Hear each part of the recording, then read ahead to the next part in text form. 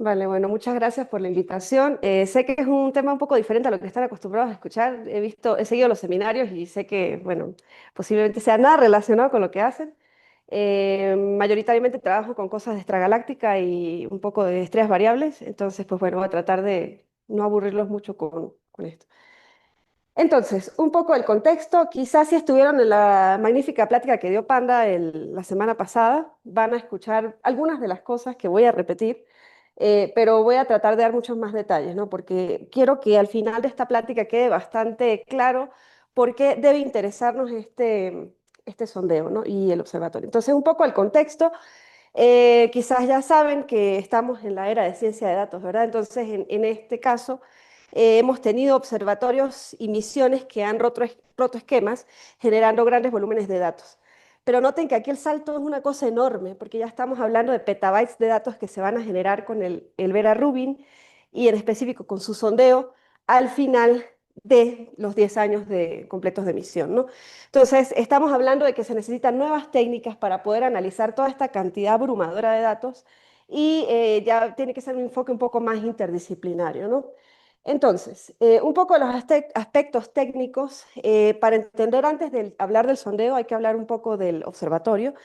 Y es que, bueno, el Observatorio Vera C. Rubin se encuentra ubicado en Cerro Pachón, en la región de Coquimbo de Chile. Esta es una iniciativa que ha sido financiada por el Department of Energy de los Estados Unidos y la National Science Foundation, entre otros. Ha también contado con bastante funding privado, como gran parte de las contribuciones de, por ejemplo, Bill Gates y la familia Simonyi con 20 millones de dólares que fueron usados para construir el domo.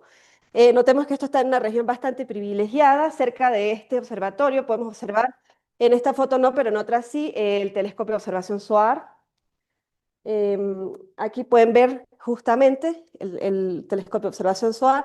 Pueden observar, aquí hay uno de los Gemini, en específico el telescopio Sur, y hay un telescopio auxiliar que sirve al observatorio Vera C. Rubin. Este es un observatorio con unas características técnicas bastante sorprendentes, ya que al día de hoy ha roto bastantes récords. Entonces, en primer lugar, es un observatorio de 3.5 de 350 toneladas, perdón. Noten que esto tiene un soporte de 16 metros. Esta es toda la estructura de todo el complejo del observatorio. Tenemos una pantalla contra vientos, un domo de 30 metros y aquí pueden observar el telescopio de rastreo Simonyi, que justo montado en él está la cámara de rastreo. Una de las cosas más importantes de este telescopio es que tiene la cámara digital más grande construida hasta la fecha, que es uno de sus pues, hitos importantes que ha roto recientemente. Otra de las cosas más impresionantes de este telescopio es que es una obra de la ingeniería moderna, es que este coloso puede mover su apuntado en tan solo 5 segundos, gracias a esta tecnología tan impresionante pues, de construcción, ¿no? Otro de los hitos grandes del mismo observatorio viene de los espejos, que ahorita les voy a platicar de esto, sobre todo el segundo espejo. Sí, Esos 5 segundos, ¿en qué ángulo de apertura se van? cualquiera. Tiene mucha libertad, sí, en total. O como ¿Qué ángulo de apertura se va del- o sea que está cubriendo todo el cielo sur nada más. O sea, se supone que va barriendo así, va bajando. Es la forma en que va barriendo. Entonces el apuntado va cambiando así, luego llega acá, empieza a barrer así, luego llega acá, empieza a barrer así. Sí, sí, en 5 segundos. Bueno, tiene, digamos, máximo grado de libertad 180 y va moviendo, dependiendo de lo que va a observar, ¿no? Ah, no, me refería hasta, o sea, qué ángulo de ver puede cubrir, ¿no? Ah, en el cielo, de menos 75 grados a 12 grados aproximadamente en declinación. Sí, que es todo el cielo sur. Ujú, sí. Ok, entonces sí, no sé si hay... No, no hay problema. Está bien, cualquier pregunta que tengan, por favor, háganla. No sé si queda claro eso. Sí, Muy bien. Entonces, cosas importantes a tomar en cuenta. Bueno, aquí tienen un poco de las especificaciones técnicas de la cámara, que es bastante importante. 3.200 centímetros cuadrados de área de detectores. Tenemos una cámara de 3.2 billones de píxeles. Si bien no es la resolución increíble que tiene, por ejemplo, el Hubble de 0.05 arcosegundos por píxel, en su cámara ACS.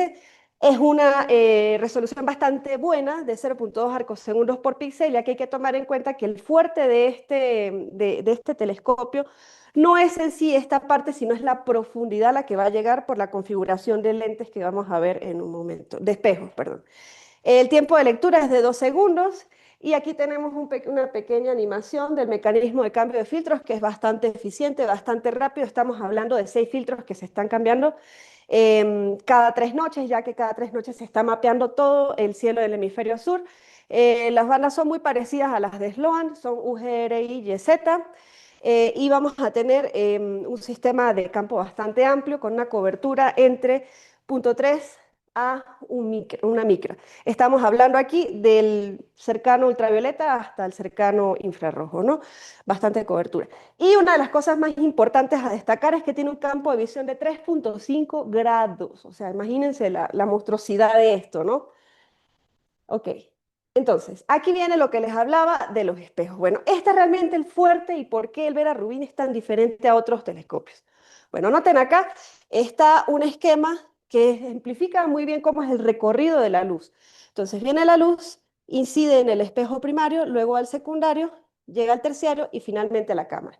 Entonces, noten que este es un recorrido de la luz bastante largo y otra de las cosas que quiero que se lleven hoy de esta plática es la siguiente.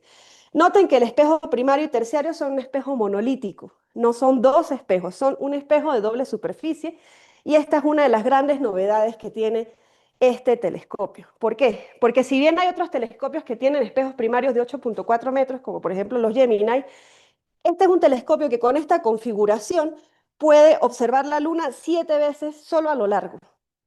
Imagínense 7 lunas así.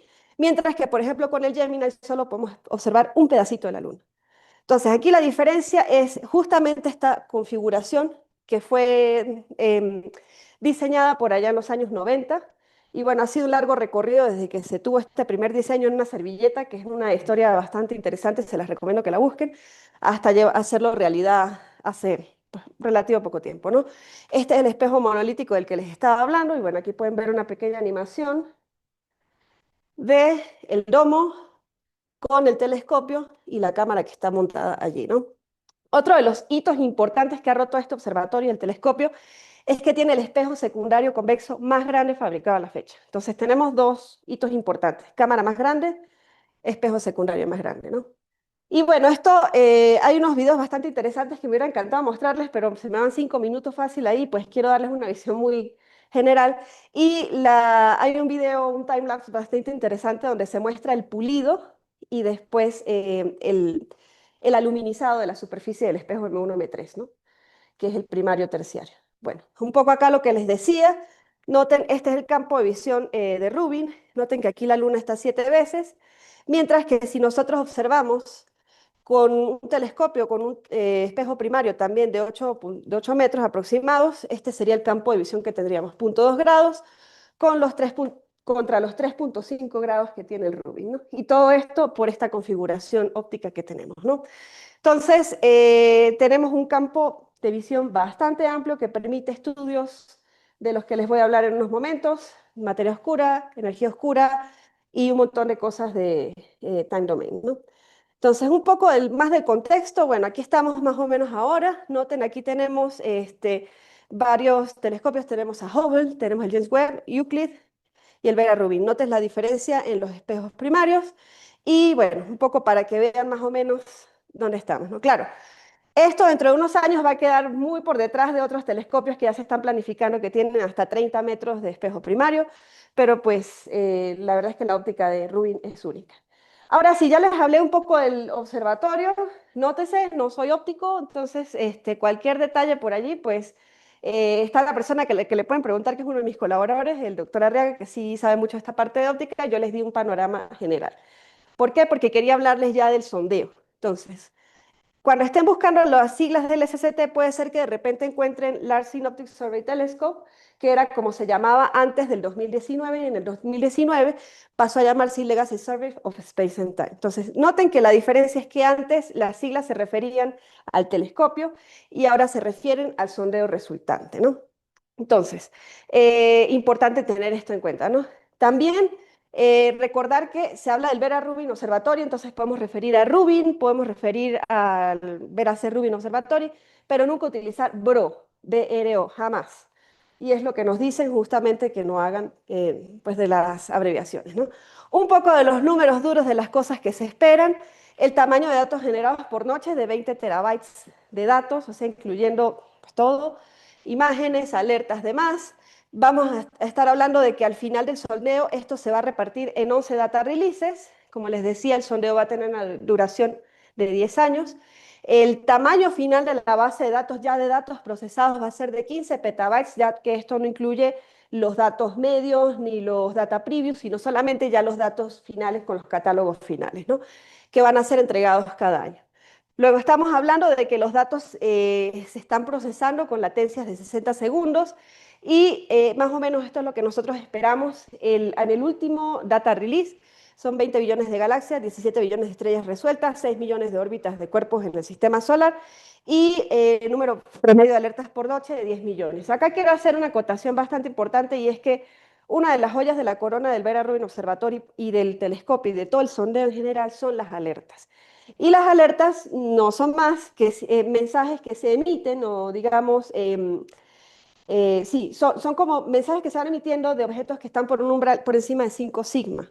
Entonces, cualquier cosa que tenga este criterio de estar por encima de 5 sigma del ruido, se entiende que es un objeto, ya sea un objeto variable, ya sea un objeto no variable, y de ahí se hace una subclasificación de la que les voy a hablar en un momento. Pero aquí es importante entender que esas son las alertas, son cosas que se hacen en tiempo real. O sea, se está observando y cada vez que se observa cada una de estas imágenes que se toma de 3,5 grados, de 10 grados cuadrados aproximadamente, se están procesando en tiempo real y que en cada de estas imágenes se están emitiendo estas alertas. Entonces podemos tener, por ejemplo, en una imagen cientos de alertas, miles de alertas, muchas alertas, y estas son las que ayudan después a que se puedan hacer en los data releases o en las entregas diarias, decir más o menos qué tipos de objetos tenemos y cuántos, ¿no?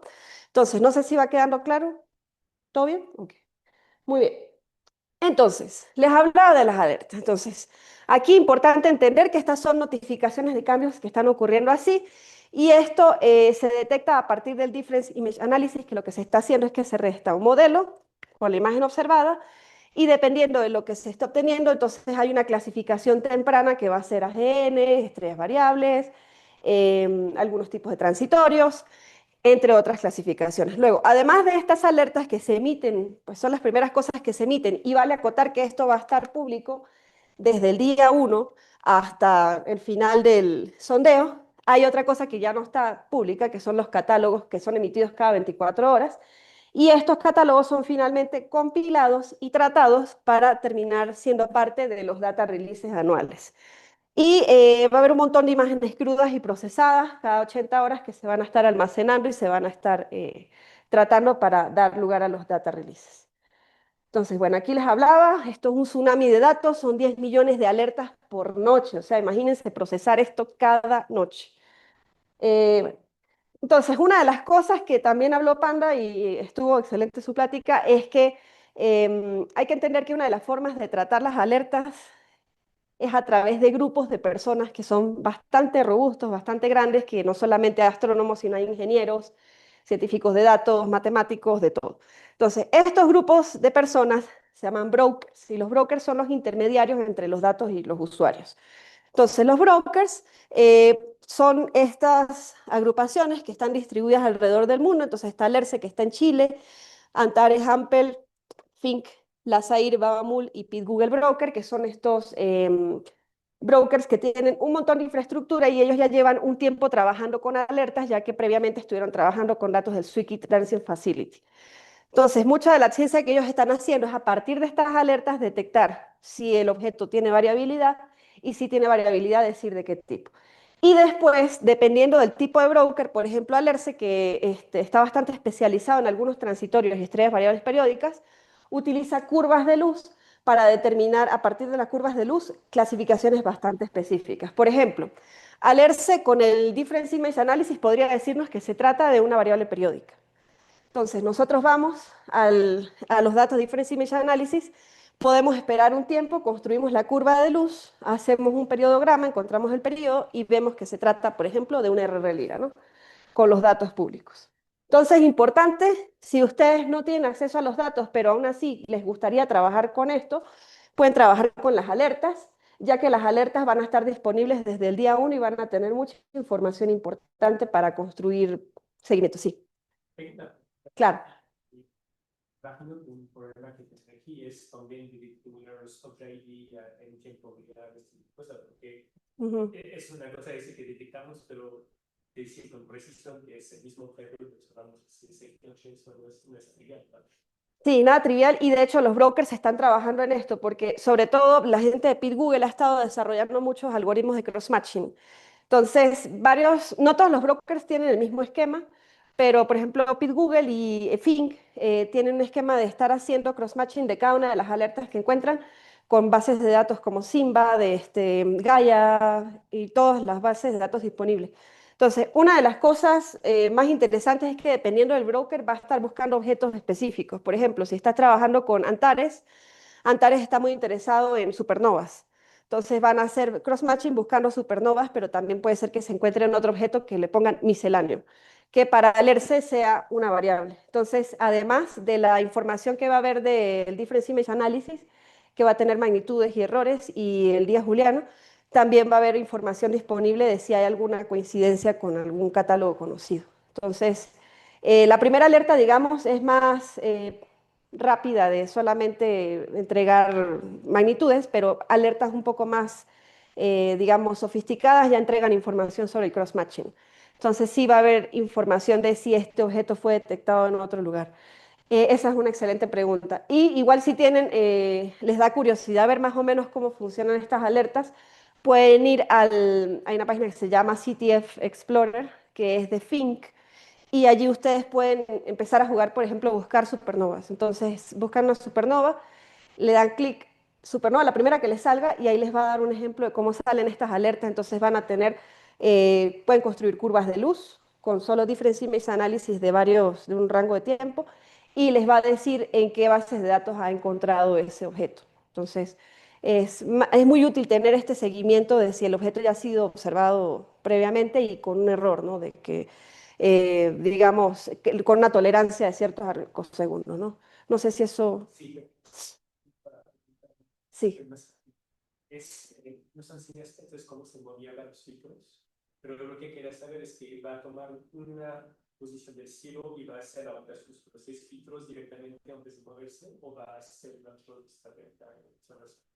Hace observación en un solo filtro hasta que cubre, sí, en un solo filtro hasta que cubre 3 noches, que le toma todo el tiempo, es el tiempo completo para cubrir el cielo sur, el hemisferio sur, y después de esas 3 noches cambia de filtro. O dependiendo de, lo que pasa es que hay varias estrategias de observación. Está el Wide Field Survey, que es como por defecto, que va a dar prioridad a G, a la banda G. Y la cadencia, digamos, todas las bandas va a ser bastante diferente. Y después hay unas estrategias de observación bastante específicas que son los Deep Drilling Surveys, que son sondeos en zonas muy pequeñitas, que ahí ya va a ser los cambios de filtros un poco más frecuentes, pero va a depender mucho de lo que se quiere observar. Porque los Deep Drilling Fields, por ejemplo, hay uno que está pensado para las nubes de Magallanes, entonces es un área bastante pequeña y se piensa cubrir en varias bandas. Y también están los microsurveys o mini surveys que están pensados también para regiones pequeñas del cielo y todavía no han sido completamente definidos porque se está estudiando cuál va a ser el objeto de estudio. Pero sí, en principio, si está en la modalidad de observación por defecto, hace una sola banda 3 noches y cambia a otra banda. Y la forma en que va a cambiar la banda va a depender pues la estrategia de observación. Sí, ¿Cómo están distribuidas las noches? O sea, justo que sí.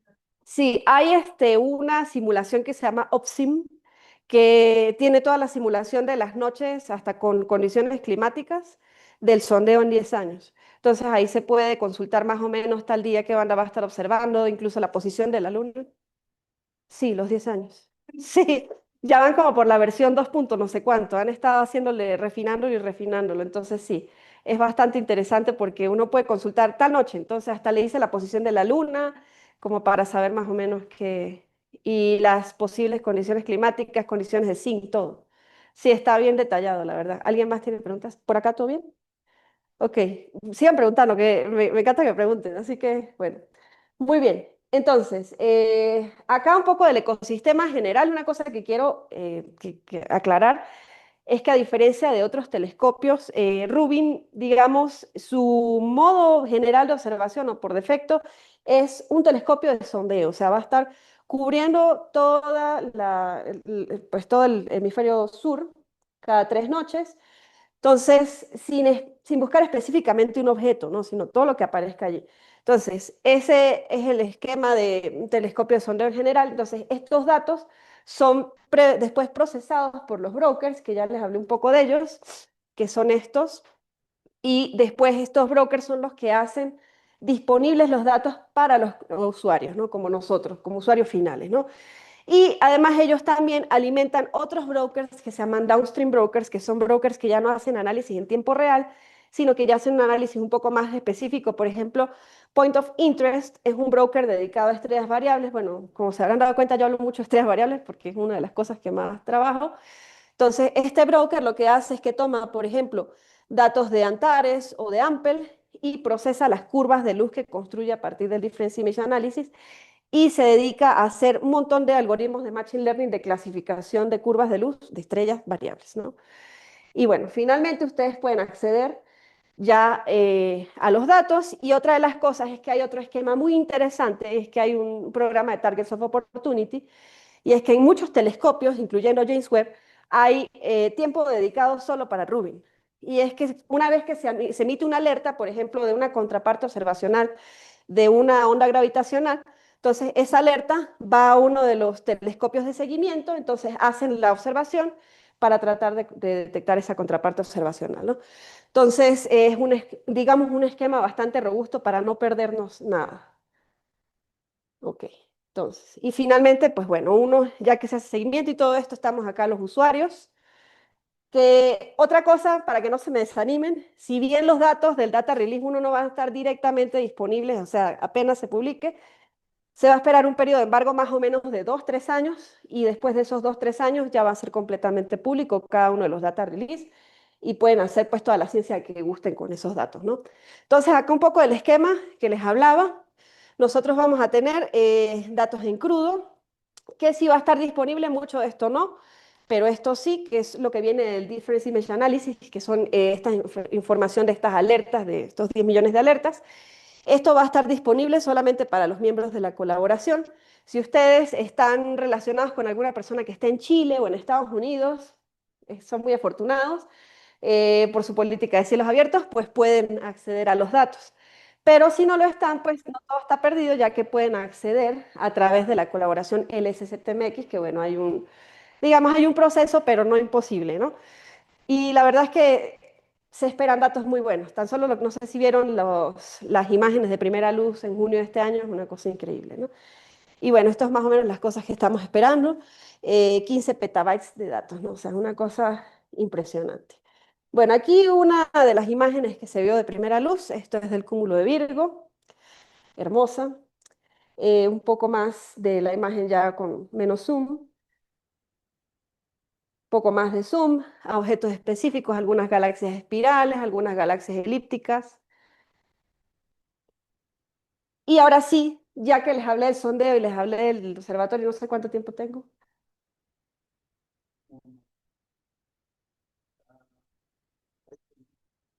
Me quedan, ok, vale. Entonces, bueno, creo que me queda buen tiempo, entonces voy a aprovecharlo. Si recuerdan la plática de Panda, él estuvo hablando de los 4 objetivos científicos principales del LSCT, LSCT, perdón. Son el estudio de materia y energía oscura, inventario del sistema solar, que hay mucho acá de defensa planetaria, exploración del cielo variable, hablamos de transients, hablamos de estrellas variables, AGNs con variabilidad, y cartografía de la Vía Láctea, ¿no? Son los 4 objetivos principales. Y bueno, ¿cómo se van a llevar a cabo o llegar a poder estudiar todas estas cosas? Bueno, el esquema de esto es a partir de los grupos de colaboración científica del LSCT, que son bastantes. Pueden verlos acá, hay un grupo de galaxias, sistema solar, AGNs, transients y estrellas variables, lentes fuertes, informática y estadística, Dark Energy Science Collaboration, que es una de las colaboraciones más grandes dentro del LSCT, y a la que yo pertenezco, que es la de Stars Milky Way Local Volume, que aquí estamos todos los que estudiamos galaxias en el volumen local, ¿no? Incluyendo cosas muy cercanas, ¿no? Entonces, acá un poco de la estrategia de observación, que esto creo que es importante hablarlo. Les hablaba del Wi-Fi Deep, que es la modo por defecto de observación. Entonces están las 6 bandas, las exposiciones de cada una de las imágenes aproximadamente 30 segundos y bueno, como les decía, se va a estar cambiando los filtros aproximadamente cada 3 días que se termina de cubrir los 18.000 grados cuadrados. Luego tenemos estos deep drilling fields de los que les hablaban, que son regiones bastante pequeñitas, pero aquí vamos a tener tiempos de observación mayores. Se habla de que va a ser incluso de 60 segundos o más, dependiendo de lo que se requiera, ¿no? Los mini microsurveys, que son, digamos, estas estrategias de observación de menos de 1% del tiempo total, que es lo que se le está dedicando, para estudios bastante específicos. Muchos de ellos ya se están planificando que sean para seguimiento de transients en regiones específicas del cielo, y los targets of opportunity, que son, bueno, este modo de observación que les hablaba justamente de seguimiento de contrapartes observacionales de algunos fenómenos como ondas gravitacionales, y mucho dedicado a time domain, ¿no? Entonces aquí pueden ver un poco de la comparativa de las curvas de transmisión, o mejor dicho, curvas de respuesta de los filtros de Sloan comparado con los del SCT. Entonces pueden ver que algunas de las bandas son bastante similares, un poco de diferencia por este lado, ¿no? Ok, entonces, si tienen curiosidad, bueno, un poco aquí está lo que preguntaba. Aquí hay un poco de lo que van a ser las visitas en cada una de las bandas. Entonces, una cosa importante es que si nosotros entendemos cuáles van a ser las magnitudes límites después de un año de Survey o después de los 10 años de Survey, o mejor dicho, después de una visita, o al final se están mejorando las magnitudes de 23.9 hasta 26.1 solo en la banda U. Y en la banda R se están mejorando de 24.7 a 27.5. Entonces estamos hablando de algo súper, pero súper profundo, sí. Con los quads. Sí, el total. Sí, aquí ya se está haciendo un quad completo con todas las imágenes a los 10 años. Entonces se espera que a 10 años, pues una de las cosas más ambiciosas es que se va a poder llegar a muy por debajo del turn-off de muchos de los cúmulos estelares, entonces se va a poder entender mucha de la parte menos masiva de poblaciones estelares en cúmulos, ¿no? Por ejemplo. Entonces noten que esto es mucho más profundo que Gaia. Entonces, una de las cosas más importantes de este sondeo es que pretende ser un complemento para lo que hemos aprendido de Gaia en estudios de la Vía Láctea, ¿no?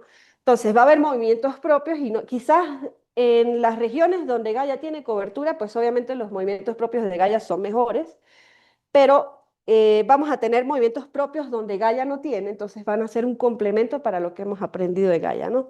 Y eso va a ser particularmente importante para estudios de estructura galáctica, ¿no?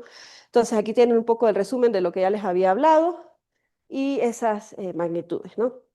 Pueden consultar este artículo si quieren entrar en más detalles, que, bueno, aquí está el PI, uno de los PIs del SCT, que es Jelko Ivesic, ¿no? Que estuvo justamente en la presentación de las imágenes de primera luz. Entonces, les voy a hablar un poco de lo que se pretende, cuáles son los objetivos en la colaboración de Estrellas Vía Láctea y Grupo Local. No tengo muchos detalles de qué se va a hacer en la parte de energía oscura y materia oscura, no es mi área, disculpen, pero si les interesa en esta parte saber qué se va a hacer, pues los puedo poner en contacto con la persona recomendada, los puedo llevar a algún artículo para esos detalles, ¿no? Entonces, como les hablaba, uno de los objetivos principales del LSCT es el estudio del cielo variable, ¿no? Y aquí estamos hablando de transitorios y estamos hablando de estrellas variables periódicas, de AGN y muchas otras cosas, ¿no? Muchas supernovas, ¿no? Entonces, muchas de las cosas que se espera es poder, como siempre, mejorar y refinar la escala de distancias cósmicas que tenemos. Entonces, si hacemos una comparativa, por ejemplo, noten que aquí yo puse como una especie de resumen de cuáles son las cosas que se esperan al final del sondeo. Entonces, para supergigantes a 30 megaparsecs, miras a 15 megaparsecs, cefeidas a 10 megaparsecs, estrellas gigantes 6 megaparsecs. Y acá particularmente yo trabajo con estrellas RR Lira, Entonces, se hablaba de que iba a ser mayor a 1 megaparsec, pero en los estudios que hemos estado haciendo recientemente va a llegar hasta 3.2 megaparsecs. Para que tengan un poco de idea, Gaia llegó a 100 kiloparsecs. Entonces, estamos hablando de una cantidad a la que vamos a llegar. Vamos a poder tener estrellas RR Lira, vamos a poder observarlas en galaxias en las que no las hemos observado hasta ahora, ¿no? Al menos no con, por ejemplo, Gaia. Entonces, eso más o menos para que se den una idea, ¿no? Entonces, esto va a tener bastantes implicaciones en el entendimiento de la estructura y formación de la Vía Láctea, entonces mucho de seguimiento de mareas estelares, también mucho del entendimiento, de mejorar el entendimiento que tenemos del halo galáctico, ¿no? Ya gracias a, por ejemplo, estas RR Liras que van a estar en las zonas más externas, ¿no? Y bueno, aquí un poco más de los detalles en cuanto a la parte del estudio de cúmulos estelares, que sabemos que son excelentes laboratorios para nosotros poder entender los procesos dinámicos que sufren las galaxias. Pues se está hablando de que se van a observar incluso, igual ahorita les voy a dar el número, pero estamos hablando de 2/3 de los cúmulos que ya han sido observados antes y muchos más cúmulos. Y además una de las cosas más importantes es que se van a estar detectando muchos streams estelares que nos permiten entender los procesos de destrucción y los procesos dinámicos en general de nuestra galaxia, ¿no? Entonces aquí pueden ver más o menos algunos de los números, ¿no? Sí. Starting que algún starting pensante con los cúmulos abiertos. Eso es la comparación con la velocidad. Y con lo que acabas de decir, podemos hacer lo mismo. Perdón, la de cúmulos abiertos. La resolución de un plano es suficiente para también agachar. Es una buena pregunta. De hecho, nosotros en el grupo hemos estado tratando de entender qué podemos hacer en Andrómeda y a la distancia que va a estar. Podemos resolver cúmulos bien, más o menos como a la distancia de la galaxia Triángulo, pero ya en Andrómeda vamos a tener un problemilla, entonces de repente se pueden hacer cúmulos, digo, hay estudios como cúmulos semi-resueltos o ya más puntuales, pero sí a detalle es un poco más complicado. Habría que hacer como un mix ahí de... Lo que se podría hacer, por ejemplo, son de repente algunos diagramas color magnitud para poder entender con la luz integrada, pero sí hay ciertas limitaciones, sí. Entonces, sí, digamos que los pros y contras, ¿no? Sí, se van a poder hacer muchos estudios más que todos sobre contextuales. Digamos, podemos caracterizar toda la población de cúmulos estelares en una sola imagen, por ejemplo, pero sí a detalle de resolver todas las estrellas es un poco complicado, sí, sí, por la resolución. Ujú. Ok, entonces, otra de las cosas más interesantes y una de las que hemos estado llegando a cabo en el grupo, en una de las colaboraciones en el SCTMX, que les voy a hablar en un momento, es respecto a estrellas variables. Entonces aquí quise poner esta interesante imagen de todo el zoológico de estrellas variables que hay. Noten que aquí hay un montón de variedades, ¿no? Entonces acá, por ejemplo, si ustedes observan de este lado, esta es la famosa franja de inestabilidad donde viven muchas de las estrellas variables. Aquí están R Liras, aquí tenemos Delta Cephei, RB Tauro, algunas Delta Scuti, que son, digamos, estrellas variables bastante conocidas. Luego tenemos otros modos de pulsación que no viven necesariamente en la franja de inestabilidad y pues muchos objetos que incluso uno a veces no piensa en ellos como variables, pero la idea es que es muy diverso, ¿no? Entonces esto es un problema que es bastante complicado porque si queremos clasificar una estrella tenemos que entender que no hay un solo tipo de estrella variable, son demasiadas, ¿no? Entonces para esto, digamos, el enfoque aquí es utilizar toda la información que hay a partir del Difference Image Analysis y a partir de ahí entender y poder estudiar con las curvas de luz qué tipo de variable hay, ¿no? Entonces, se están probando, al menos estamos probando en el grupo, varios métodos de clasificación como los que han usado en Gaia, pero pues aquí hay que ponerle un poco más de caña porque estamos hablando de muchos más datos, ¿no? Entonces, aquí es un poco de lo que les hablaba del Difference Image Analysis. Entonces, ustedes tienen, por ejemplo, una imagen, tienen un modelo, entonces tienen un ground truth, digamos, la verdad, tienen una predicción y este es el residuo. Entonces, dependiendo de lo que nos da el residuo, ahí viene la clasificación a partir del Difference Image Analysis. Entonces, aquí tienen, por ejemplo, un modelo que, aquí el modelo lo hizo bien, era un bogus, aquí lo hizo mal y aquí lo hizo bien. Aquí era realmente una fuente. Entonces, se habla del problema de Real Bogus Classification, que es poder detectar si estamos hablando de una fuente real o un bogus, que es un artefacto, ¿no? Entonces, el esquema general para que se lleven una idea es llega la alerta, ¿no? Entonces, estos brokers que ustedes ven aquí, con esa alerta lo que va a hacer es decir primero, ¿es real? Sí, si es real, entonces va a separar esa alerta en estas clasificaciones principales que son como la primera rama del árbol, que son transients, estocásticos, periódicos y variables, bueno, y periódicos, mejor dicho, ¿no?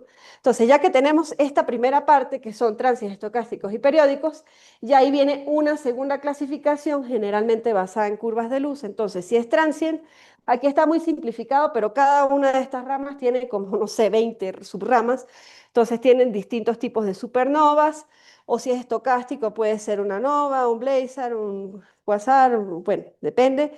Y si es periódica, puede ser pulsantes, que aquí solo pusieron 4, pero fácil son como 25 subclasificaciones, y tienen binarias eclipsantes, que a su vez tienen subclasificaciones entre Algol, Beta Lira y doble Ursa Mayor, y otros tipos de periódicas que no se entienden, ¿no? Entonces, mucho de lo que va a haber acá va a ser lo que llaman detección de anomalías, ¿no? Porque se espera que va a haber objetos nuevos, ¿no?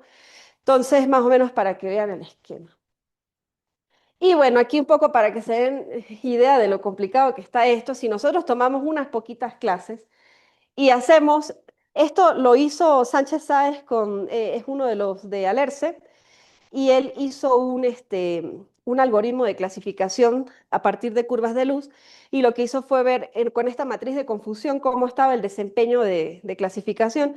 Y noten, si ustedes se paran más o menos por acá, ya de aquí abajo, todo esto son estrellas periódicas variables. Entonces noten que, por ejemplo, acá en la matriz de confusión hay bastante confusión, y esto se debe a que muchas de las curvas de cefeidas se llegan a parecer a curvas de otros tipos de estrellas variables. Hay mucha confusión de delta Scuti con RR Lira, delta Scuti con binarias, binarias con RR Liras. Entonces, estos son problemas a los que uno se enfrenta y que uno sabe que los clasificadores no son completamente infalibles, ¿no? Y bueno, ya un poco más para, no sé cuánto me queda tiempo. Ok, entonces me voy a apurar. Bueno, un poco lo que preguntaban aquí de cúmulos. En particular, nosotros hemos estado bastante interesados en el estudio de cúmulos globulares.